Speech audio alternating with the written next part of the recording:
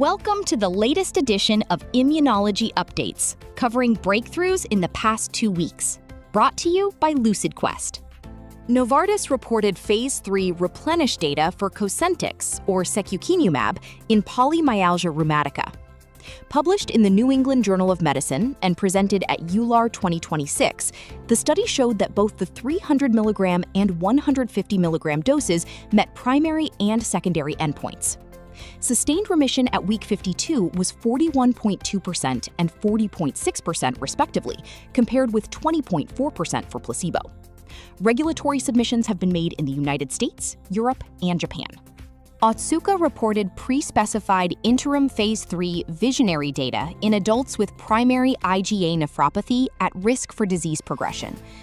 VOYXACT, or sibeprenlimab SCSI, demonstrated a mean estimated glomerular filtration rate change of positive 0.7 compared with negative 4.8 milliliters per minute per 1.73 square meters for placebo over 12 months, supporting continued evaluation of kidney function preservation.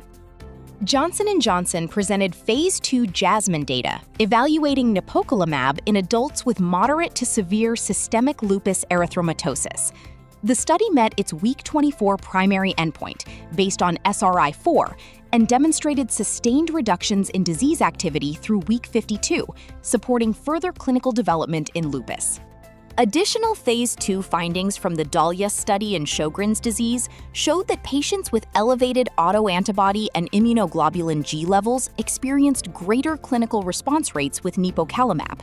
These exploratory biomarker analyses further support the FcRn blocking approach in autoimmune disease management.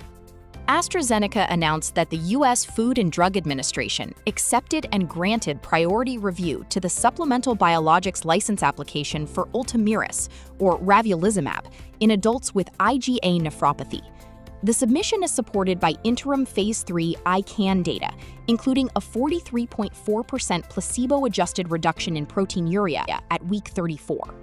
Roche reported that the FDA accepted a supplemental biologics license application for Tecentriq, or atezolizumab, in combination with chemotherapy following surgery for stage 3 dMMR or MSI-H colon cancer. Results from the Ultomiris study showed that Tecentriq plus FOLFOX6 reduced the risk of recurrence or death by 50% compared with FOLFOX6 alone. Takeda announced that the FDA accepted the supplemental biologics license application for intravenous ENTYVIO, or vedolizumab, in pediatric ulcerative colitis and Crohn's disease for patients aged 2 years and older.